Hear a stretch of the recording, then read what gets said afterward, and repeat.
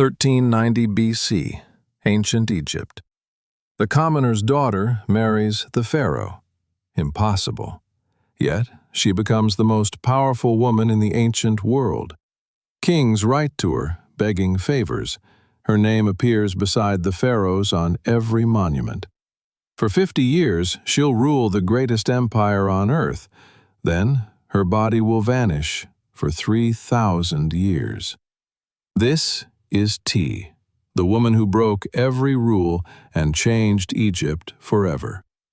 Around 1390 BC, in the provincial town of Akhmim along the Nile, a girl named Tiye is born into a family that is wealthy and influential, but decidedly not royal. Her father, Yuya, serves as a high-ranking military commander and priest. Her mother, Thuya, holds religious positions in the cult of the goddess Hathor. They're elite, but they're commoners. In Egypt's rigid social hierarchy, this matters enormously. Royal blood is sacred. Pharaohs marry within the royal family to maintain divine purity. Commoners don't marry pharaohs. It simply doesn't happen. Yet when Tiye is perhaps 12 years old, the impossible occurs. The young pharaoh, Amenhotep III, who has recently assumed the throne, chooses her as his great royal wife, his principal queen. This isn't a minor wife or concubine position. She's elevated to the highest rank possible for a woman in Egypt. The decision shocks the establishment. Court officials must be wondering what the pharaoh is thinking. Breaking with thousand-year traditions seems reckless. But Amenhotep III doesn't care about convention. He's beginning a reign that will last 38 years and transform Egypt into the wealthiest, most powerful kingdom of the ancient world. He wants a partner, not just a decorative royal relative. In Tiye, he sees something remarkable: intelligence, capability, force of personality. He chooses ability over bloodline, and the decision proves brilliant. To announce this unprecedented marriage, Amenhotep orders the creation of commemorative scarabs, beetle-shaped amulets with inscriptions.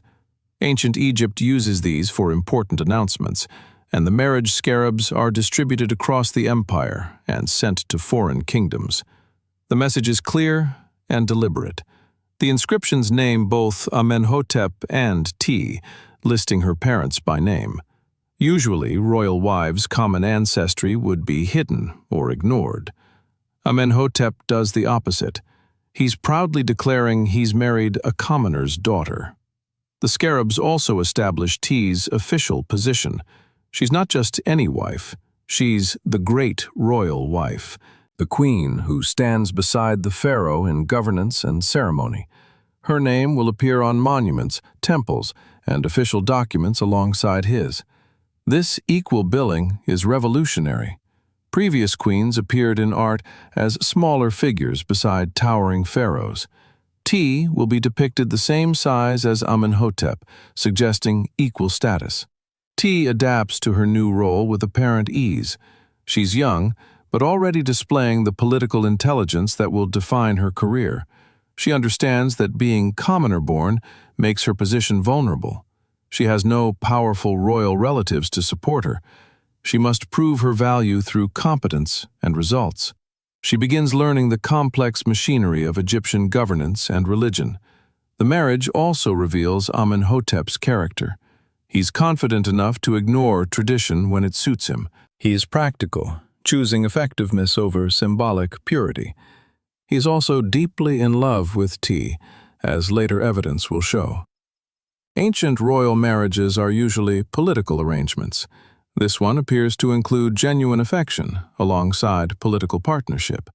Egypt, in 1390 BC, is entering its golden age. The new kingdom has expelled foreign rulers, reconquered lost territories, and established empire stretching from Nubia in the south to Syria in the north. Wealth flows into Thebes from tribute and trade. The pharaoh commands unprecedented resources. Amenhotep III will use this wealth to build monuments that will amaze future generations. And Tiye will help him do it. Her family background, while non-royal, is actually advantageous in some ways. Her father, Tiye, has military connections, giving Tiye understanding of Egypt's army and its commanders. Her mother's religious positions provide connections to powerful priesthoods. Tiye brings her own network of relationships and loyalties, different from traditional royal faction. This gives Amenhotep's broader base of support. The young queen also brings fresh perspective. She hasn't been raised in the isolated, tradition-bound royal family. She's seen more of Egyptian society, understands different classes and regions. She can advise Amenhotep from experience that palace-raised royalty lacks. Her outsider status becomes an asset.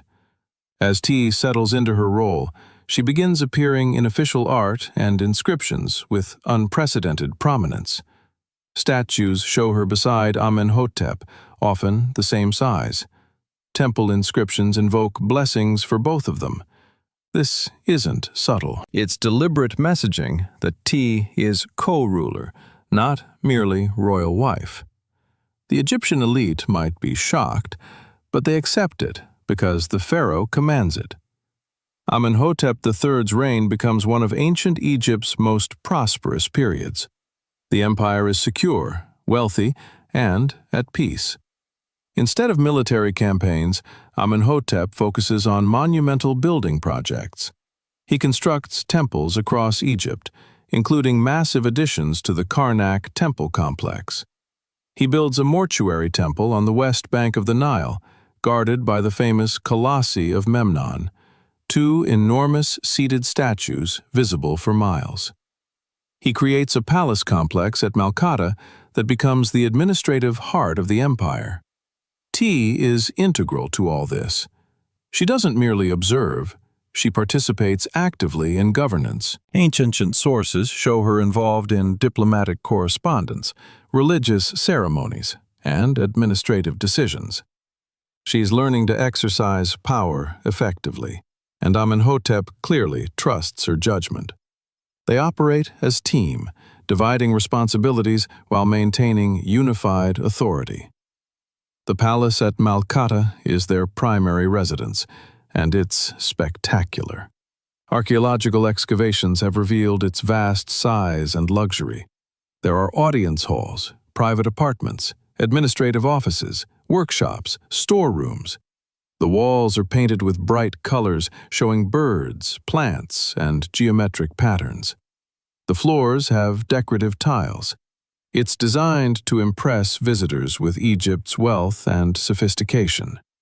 Part of the complex includes an enormous artificial lake, reportedly dug specifically for Tiye's enjoyment. Ancient records describe the lake being created and Tiye sailing on it in a royal barge named Aten Gleams. The lake is huge, over a mile long and a third of a mile wide. Creating it requires moving millions of cubic meters of earth. Its lavish gift, demonstrating Amenhotep's affection for Tiye and his unlimited resources. Tiye also receives religious honors unusual for queens. Temples are dedicated to her as manifestation of the goddess Hathor. In art, she sometimes appears with divine attributes like the sun disk or cow horns associated with Hathor. She's being presented not just as royal, but as semi-divine. This elevates her status beyond any previous queen. People begin referring to her as Mother of Egypt, acknowledging her role in national life. She bears several children, including the future pharaoh, Akhenaten, and several daughters. Royal children are always politically significant, securing succession and creating marriage alliances. But Tiye's role as mother goes beyond biology. She supervises their education, shapes their values, prepares them for future responsibilities. Her influence on her children, especially Akhenaten, will have profound consequences. Diplomatically, Egypt maintains extensive relationships with neighboring kingdoms. The Amarna letters, a cache of diplomatic correspondence discovered centuries later, show Egypt exchanging messages with Babylon, Mitanni, Assyria, and other powers. These letters discuss marriages, trade agreements, gift exchanges, and political alliances. Remarkably, several letters are addressed to Tiye personally or mention her specifically. Foreign kings recognize her as genuine power in Egypt. One letter from Tushratta, king of Mitanni, is particularly revealing. After Amenhotep III's death, Tushratta writes to the new pharaoh Akhenaten, but also separately to Tiye. He addresses her respectfully, reminds her of their past correspondence, and asks her to ensure the new pharaoh maintains friendly relations with Mitanni. He clearly sees her as a powerful political actor whose support matters. This is unprecedented. Queens typically don't conduct independent diplomacy. They're wives and mothers, not political leaders in their own right. Tiye breaks this pattern completely. Foreign kings treat her as legitimate authority, someone whose word carries weight. She's not just influential behind the scenes, she's openly exercising power on the international stage. The prosperity of the reign allows for cultural flowering. Art becomes more naturalistic and expressive. Literature flourishes. Religious thought develops in new directions. Egypt is confident, wealthy, and creative. Tiye embodies this golden age, representing new possibilities and breaking old constraints. She shows what capable women can achieve when given opportunity. Yet she also maintains traditional roles skillfully. She participates in religious festivals, appears at court ceremonies, fulfills expected queenly duties. She doesn't reject tradition entirely. She expands it, showing that queens can be both traditional and revolutionary simultaneously. This balance is key to her success and acceptance. The ancient world is a complex network of kingdoms competing for power and resources. Egypt, Babylon, Mitanni, Hatti, Assyria, and smaller states constantly maneuver for advantage. War is common, but expensive. Diplomacy offers alternative path to security and prosperity. Amenhotep III and Tiye excel at diplomacy, using Egypt's wealth to build alliances and maintain peace. The diplomatic system operates through gift exchange, royal marriages, and careful communication. Kings send each other lavish presents, establishing mutual obligations. They arrange marriages between royal families, creating kinship ties. They write letters discussing common interests and resolving disputes. This system requires careful management and cultural sophistication. Tiye involves herself deeply in this diplomatic world. The Amarna letters show her participating in correspondence, receiving letters from foreign rulers, being mentioned as influential figure. She's not ceremonial presence. She's active diplomat helping shape Egypt's foreign policy. This is extraordinary for a woman in the ancient world. She understands that Egypt's greatest asset is its wealth. The Nile's annual floods produce agricultural abundance. Egypt controls gold mines in Nubia. Trade routes bring exotic goods from across the known world. Amenhotep and Tiye use this wealth strategically, sending gold and luxury items to foreign courts, creating dependency and friendship. When foreign kings write asking for gold, Egyptian responses sometimes promise it, sometimes delay, sometimes refuse. These aren't simple transactions. They're careful political calculations about what Egypt needs from each relationship.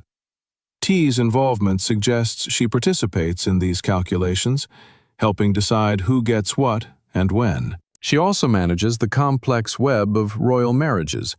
Ancient Egyptian pharaohs practiced polygamy, taking wives from foreign kingdoms to seal alliances.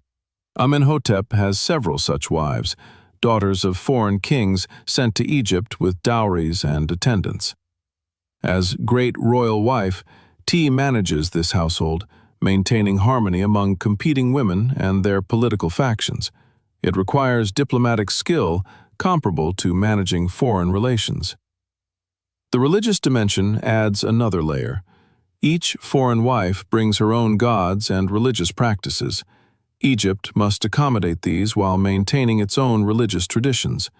Tiye, with her religious background through her mother, helps navigate these sensitive issues.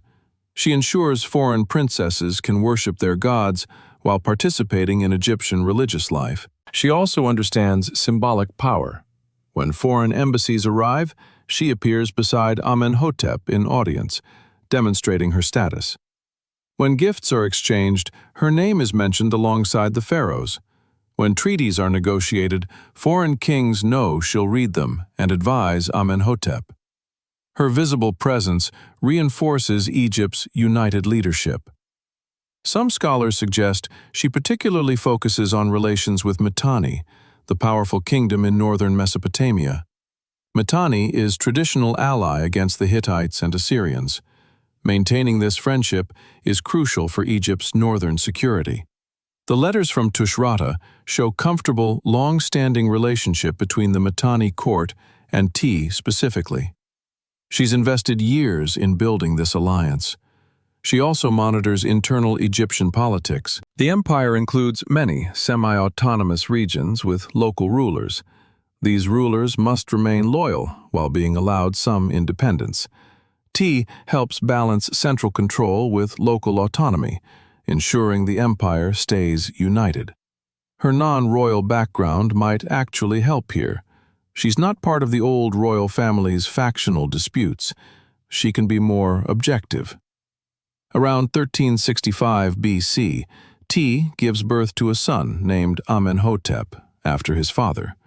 This boy will later change his name to Akhenaten and become one of ancient Egypt's most controversial figures.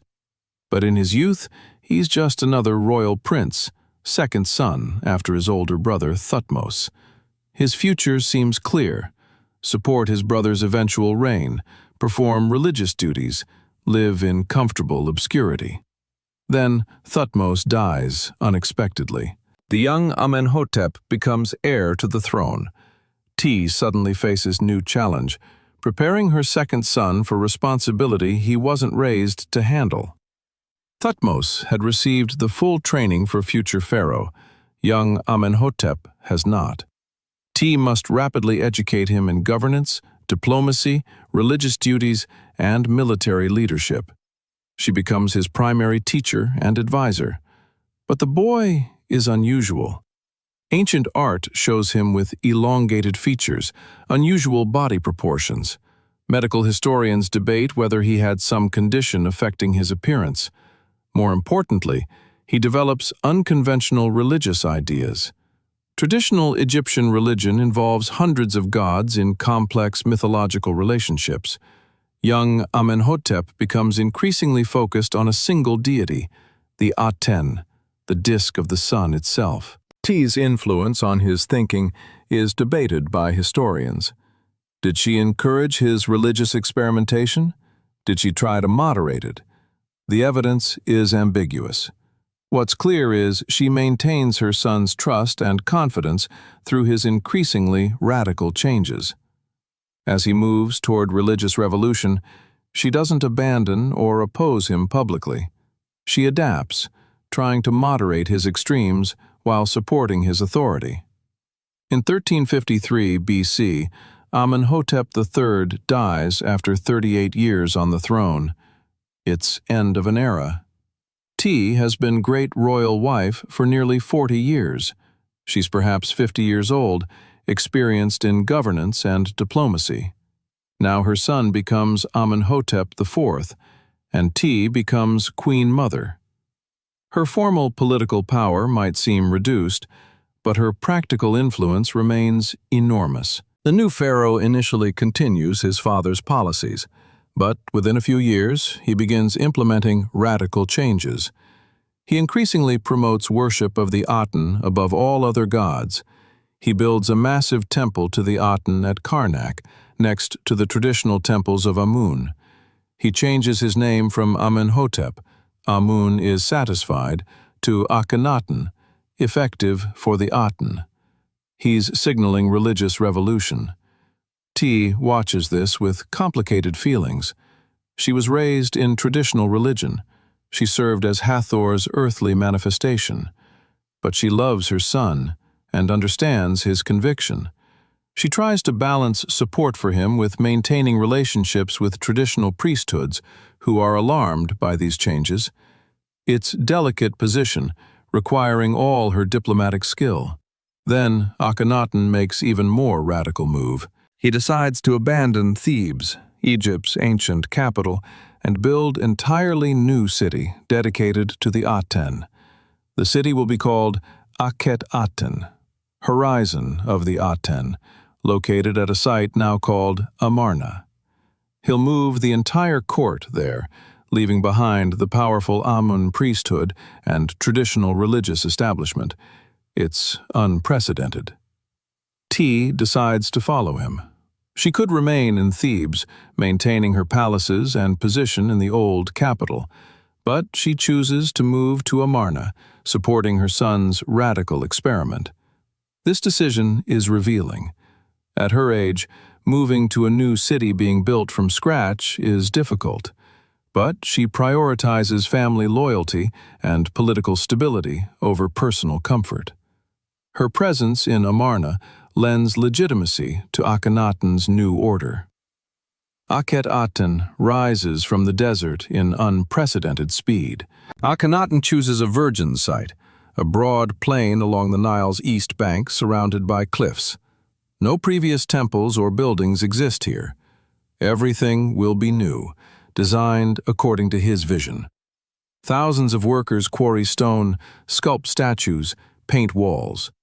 Within a few years, a complete city exists with palaces, temples, administrative buildings, workshops, and houses for nobility and workers. Tiye receives her own palace in the new capital. It's substantial, befitting her status as Queen Mother. Art from Amarna shows her participating in ceremonies, appearing beside Akhenaten and his great royal wife Nefertiti. She's elder stateswoman, lending experience and legitimacy to the revolutionary regime. Her presence signals continuity between the old order and the new. The religious revolution continues, intensifying. Akhenaten doesn't just promote the Aten, he actively suppresses traditional gods. He orders the closure of temples to Amun and other deities. He sends workers to chisel out the names of old gods from monuments throughout Egypt. He declares the Aten is not just supreme god, but the only god. Egypt is experiencing the ancient world's first known experiment in monotheism. This creates enormous resistance. The priesthoods of traditional gods have immense wealth and power. They're being dispossessed. Local populations who've worshipped traditional gods for generations are confused and angry. Provincial governors who depend on traditional religious legitimacy are uncertain. Egypt is fracturing under the strain of imposed religious change. Tiye tries to mediate. She maintains relationships with traditionalists while supporting her son publicly. She counsels moderation, though it's unclear how much Akhenaten listens. She represents bridge between the old world and the new, someone who knew the glorious reign of Amenhotep III and understands what's being lost in Akhenaten's revolution. Art from Amarna shows the royal family in unprecedented intimacy and naturalism. Akhenaten, Nefertiti, and their daughters appear in domestic scenes, playing with children, eating meals, riding chariots. Tiye appears in some scenes, depicted with realistic aging features. She's shown as elderly woman, wrinkled and dignified. This artistic honesty is typical of Amarna art's revolutionary style. She also appears in correspondence. The Amarna letters continue during this period. Foreign kings write to Akhenaten, often asking about Tiye. Tushratta of Mitanni writes multiple letters addressing both the new pharaoh and his mother, clearly expecting Tiye to influence policy. He's maintaining the relationship established during Amenhotep III's reign, relying on continuity Tiye represents. But cracks appear in Egypt's international position. Akhenaten is less interested in foreign affairs than his father was. He doesn't respond promptly to letters. He doesn't maintain the same gift-giving that sustained alliances. Egypt's Levantine vassals write desperate letters reporting Hittite incursions and begging for Egyptian military support. The responses are inadequate. Egypt's empire begins fraying. Tiye surely sees this deterioration. She knows how much effort she and Amenhotep III invested in maintaining these relationships. She watches them dissolve under Akhenaten's neglect. She probably advises intervention, but Akhenaten is focused on his religious mission. Foreign policy is secondary to establishing the Aten's worship. Personally, she experiences losses. She outlives most of her generation. Her husband is dead. Some of her children die before her. She sees Akhenaten's marriage to Nefertiti become complicated, possibly fractured. She's grandmother to numerous royal children, including the future Tutankhamun, but family relationships are complex and sometimes strained. Yet she maintains her dignity and status. Even in revolutionary Amarna, even in her 70s, she commands respect. She's living link to the golden age under Amenhotep III. She represents stability and wisdom. Akhenaten may be pharaoh, but Tiye is the elder who remembers how things were, and perhaps how they should be. Tiye survives into the 12th year of Akhenaten's reign, before dying around 1338 BC, at perhaps 60 years old, an impressive age for the ancient world. Her death removes stabilizing influence from Akhenaten's court. She'd been voice of experience and moderation. Without her, the regime becomes more isolated and radical. Her burial is intended to be in Amarna. Akhenaten prepares a tomb for her in the royal wadi, the valley where the Amarna royal tombs are cut into the cliffs. The tomb includes beautiful decorated chambers showing Tiye in scenes with Akhenaten and other family members. She's honored as Queen Mother and beloved parent. Her funeral is presumably grand ceremony befitting her status. But then history becomes murky. Akhenaten dies around 1336 BC after 17 years of rule. His revolutionary religious system immediately begins collapsing. His successors, possibly including Nefertiti under another name, and then the young Tutankhamun, start abandoning Amarna and restoring traditional religion. Amarna itself is eventually abandoned completely, left to ruin in the desert. During this chaotic transition, something happens to Tiye's mummy. Later evidence suggests it was moved from Amarna, perhaps to protect it from desecration. Anti-Akhenaten factions are destroying monuments associated with the Amarna period. Tiye's connection to Akhenaten makes her vulnerable, though her connection to the beloved Amenhotep III might also protect her. Someone decides to move her body to safety. The restoration of traditional religion is thorough. Tutankhamun moves the capital back to Thebes. He repairs temples damaged during Akhenaten's reign. He restores the priesthoods. His successors go further, attempting to erase Akhenaten from history. They chisel out his name, destroy his monuments, omit him from king lists. It's damnatio memoriae, condemnation of memory. Akhenaten becomes the heretic pharaoh whose name is not spoken. This erasure extends to Akhenaten's family, which includes Tiye. Despite her decades as beloved queen under Amenhotep III, her association with Akhenaten endangers her memory. Some monuments bearing her name are damaged. Her mortuary temple falls into disrepair. The deliberate amnesia about Amarna threatens to swallow her, too. Yet, she's not completely forgotten. Some monuments survive. Her name remains on some inscriptions. People remember there was a great queen named Tiye in the time before Akhenaten, but the details blur. The specific history fades. She becomes a semi-legendary figure, remembered vaguely but not clearly. For 3,000 years, Tiye essentially disappears from history. Classical Greek and Roman authors know nothing of her. Medieval scholars have no awareness of her existence.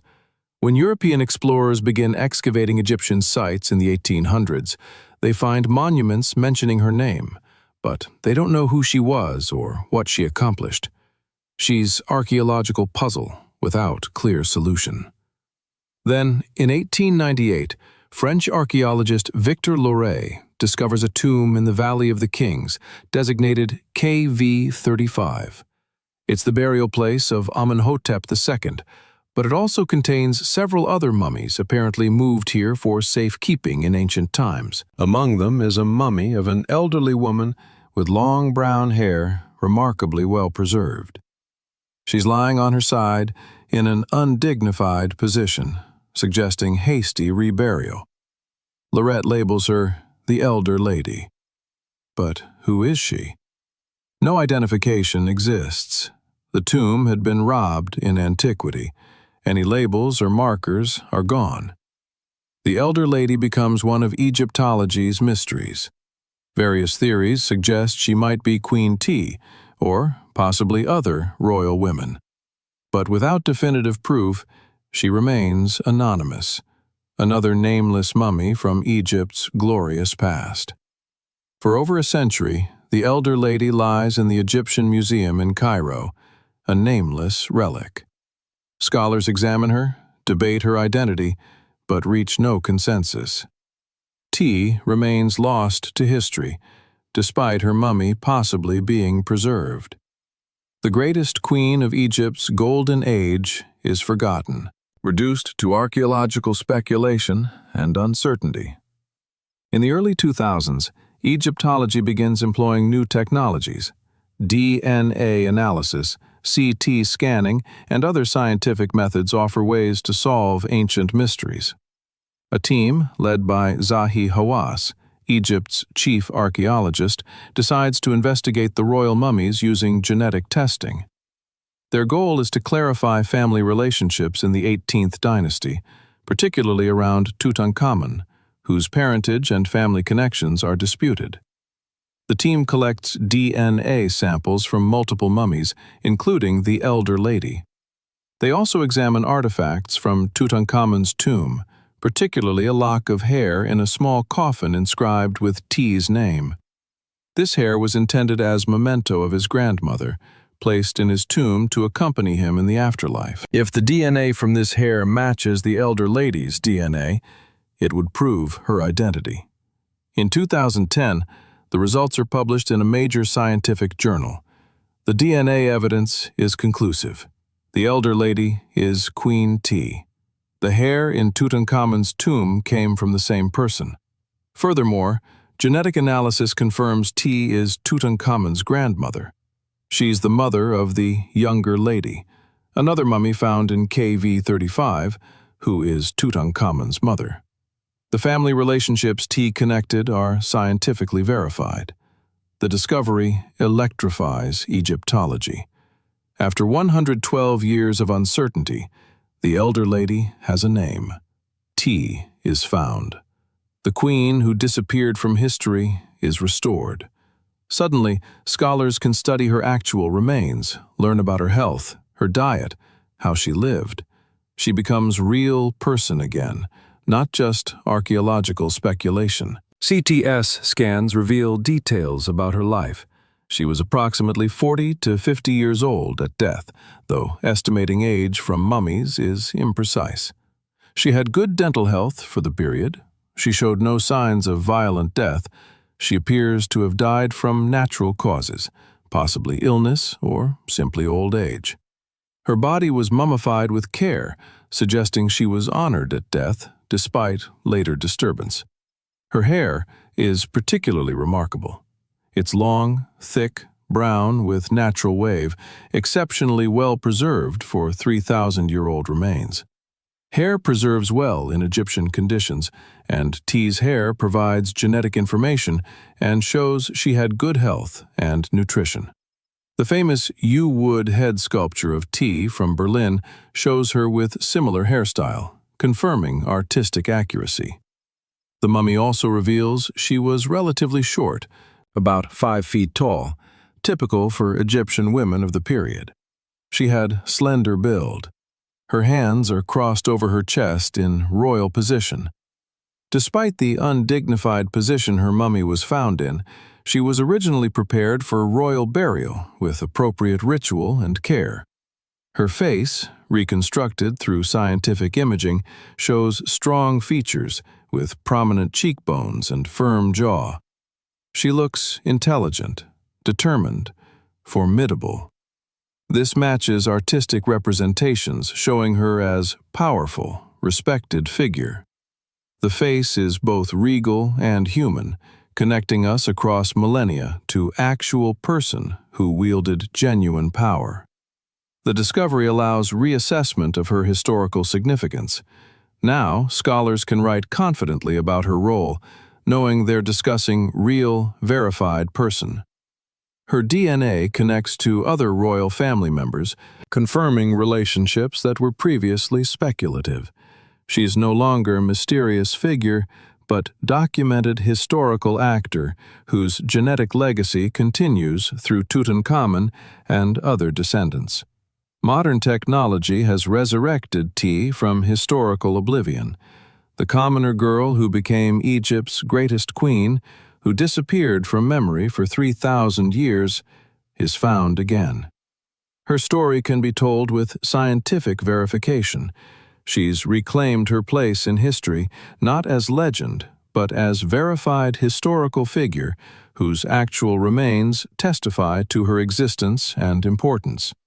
Tiye's historical significance extends beyond her personal achievements to what she represents about ancient Egyptian society and women's potential in the ancient world. She shattered expectations and precedents in ways that reveal Egypt's capacity for social flexibility, despite its reputation for rigid tradition and conservative culture. Her commoner origins make her unique among Egyptian queens. Pharaohs typically married their sisters, half-sisters, or daughters of previous pharaohs to maintain royal bloodline purity. By choosing Tiye, Amenhotep III broke with millennium of tradition. This suggests Egyptian kingship, while ideologically rigid, could be practically flexible when pharaohs decided to assert authority over custom. Tiye proves that capability mattered more than ancestry when pharaohs chose to prioritize it. Her prominence in diplomatic correspondence reveals women could wield genuine political power in ancient Egypt. The Amarna letters show foreign kings treating her as serious political actor whose opinions mattered. They write to her, ask her intervention, expect her influence over pharaohs. This demonstrates ancient Near Eastern politics had space for powerful women when they demonstrated competence and authority. Her artistic representation is revolutionary. Being shown same size as the pharaoh in statuary and reliefs breaks with centuries of convention depicting queens as smaller subsidiary figures. This equal scale suggests equal importance. Its visual statement that Tiye isn't merely Pharaoh's wife, but his partner in governance. The art makes political claim that she shares royal authority. She also represents cultural sophistication. Her successful navigation of complex diplomatic relationships, management of multicultural royal household, participation in religious ceremonies, and maintenance of political stability across decades demonstrates intellectual capacity and adaptability. She wasn't merely decorative consort. She was capable administrator, diplomat, and political strategist. Her success proves women could master these skills when given opportunity. Her religious role is equally significant. Being worshipped as manifestation of Hathor during her lifetime elevates her beyond normal queenship into semi-divine status. This divine association gives her religious authority that complements her political power. She's not just ruling through her husband, she's ruling through her own connection to divine realm. This independent source of legitimacy strengthens her position. Her influence on her son Akhenaten, while debated in specifics, clearly existed. Whether she encouraged his religious radicalism or tried to moderate it, she remained connected to him throughout his controversial reign. Her willingness to follow him to Amarna demonstrates maternal loyalty, but also political calculation. Her presence in the new capital legitimized it, providing continuity with the glorious past while supporting revolutionary present. Her longevity itself is remarkable. Living into her 60s or possibly 70s in ancient Egypt demonstrates good health, good medical care, and perhaps good genetics. Most people died much younger. Her long life allowed her extended influence across 2 reigns and 50 years of Egyptian history. She witnessed and shaped enormous changes during Egypt's peak power and its subsequent challenges. Her erasure from history and subsequent rediscovery is a common pattern for powerful women in history. Male historians often minimize or ignore female achievement. Records focus on male rulers while marginalizing women. Tiye disappeared not because she was unimportant, but because later historians and king lists focused on pharaohs while forgetting queens. Her scientific identification reverses this historical injustice, restoring her to proper prominence. Modern scholars recognize her as perhaps the most powerful woman in the ancient world during her lifetime.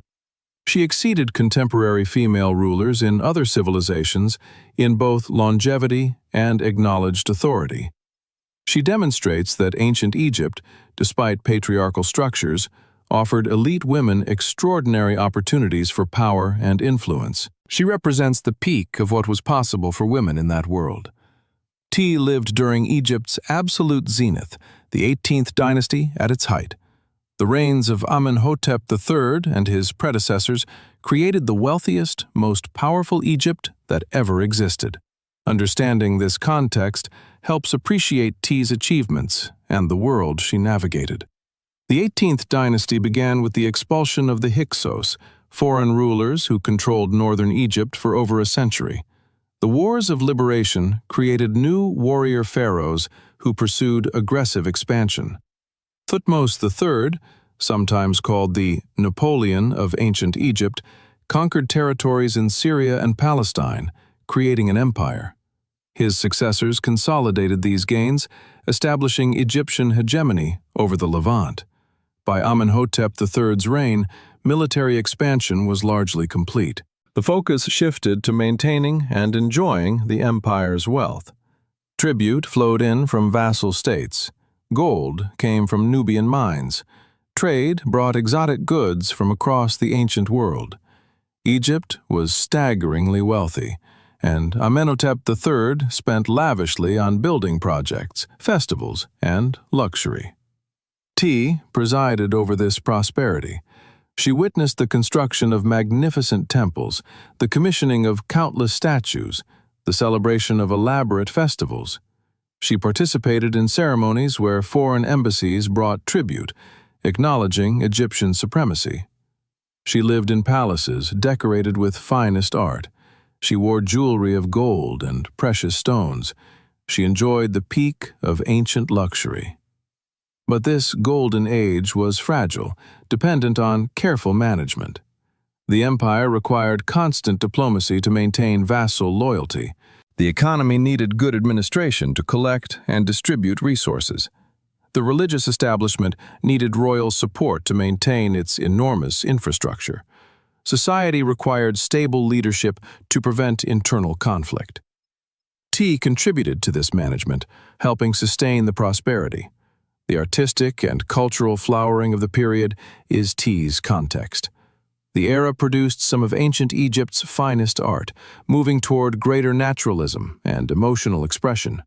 The famous bust of Nefertiti comes from this period, along with countless other masterpieces. Literature flourished. Architectural ambition reached new heights.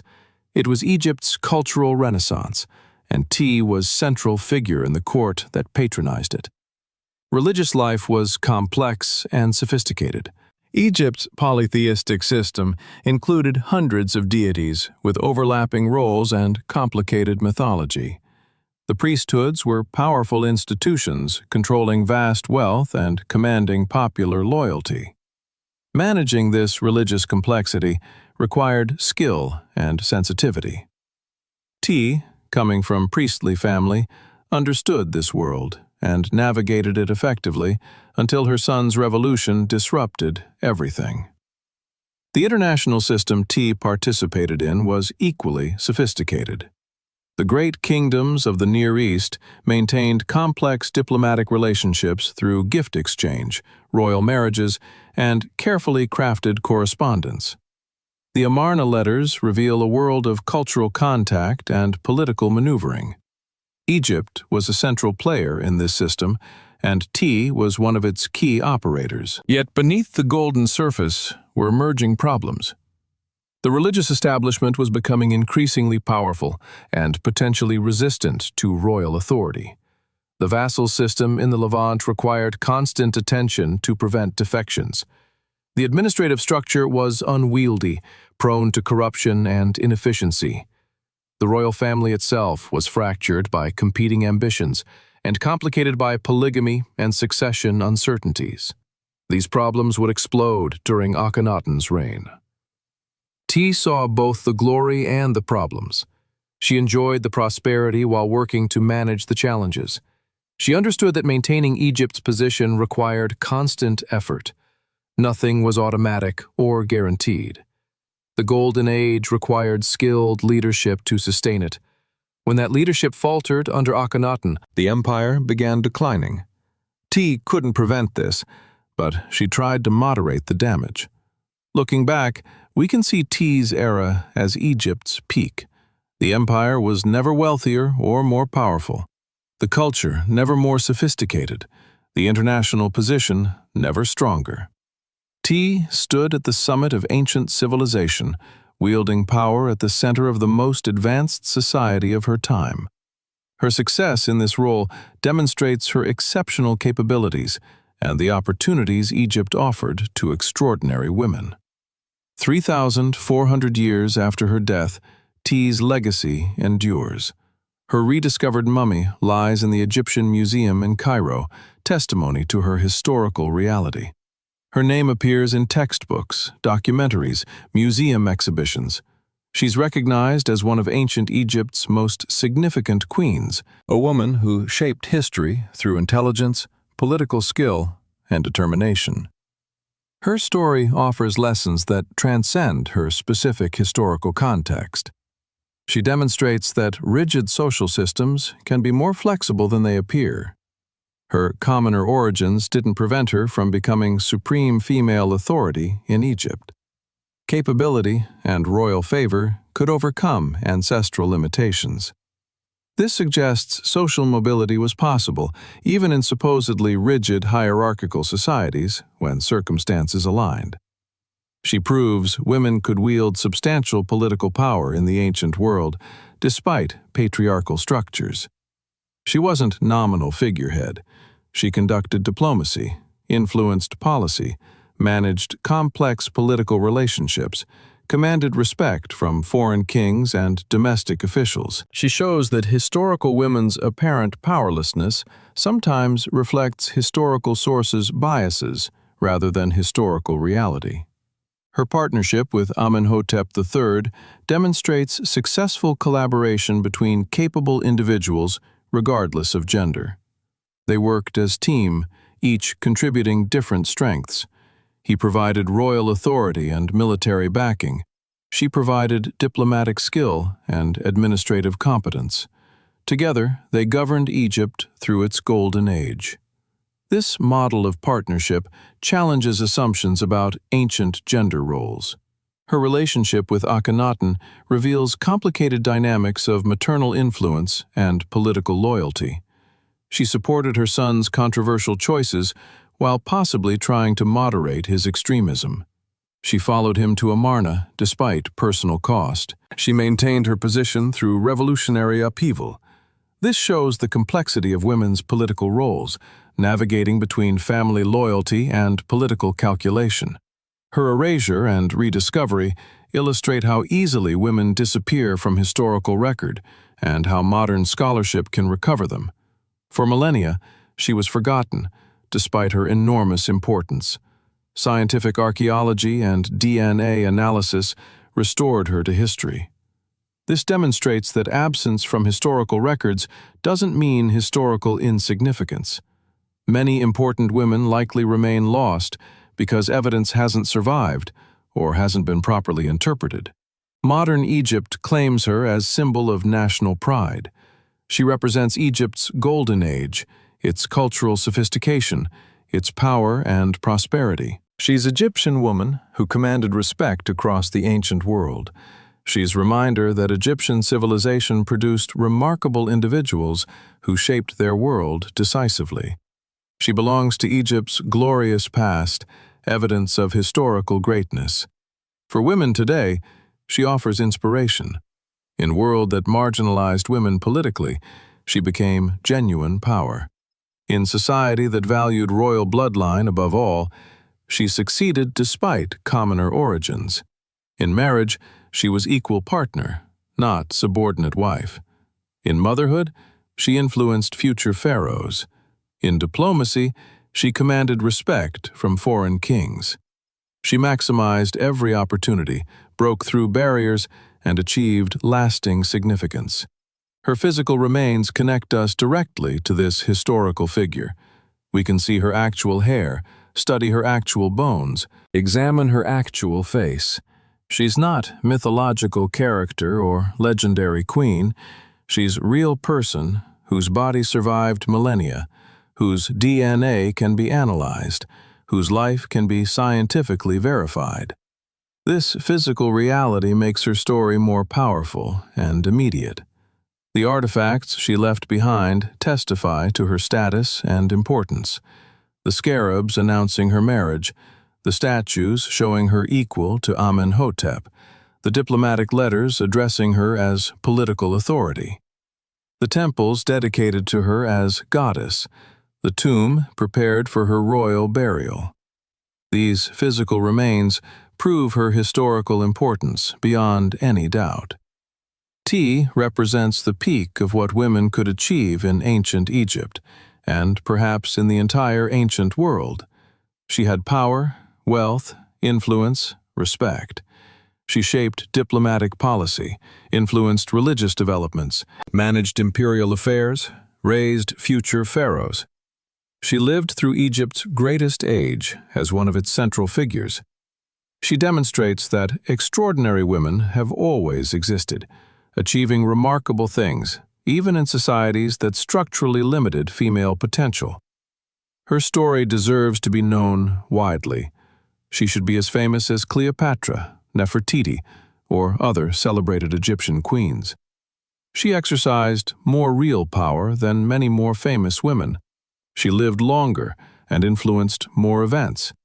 She represents triumph of capability over circumstance, showing what determined, intelligent women could accomplish even in ancient patriarchal society.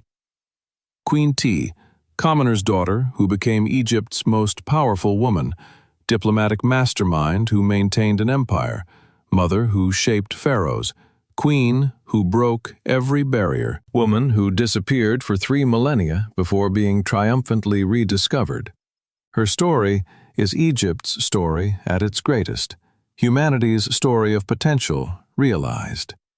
She reminds us that greatness comes in many forms, and that women have always been central to history, whether historians remembered them or not.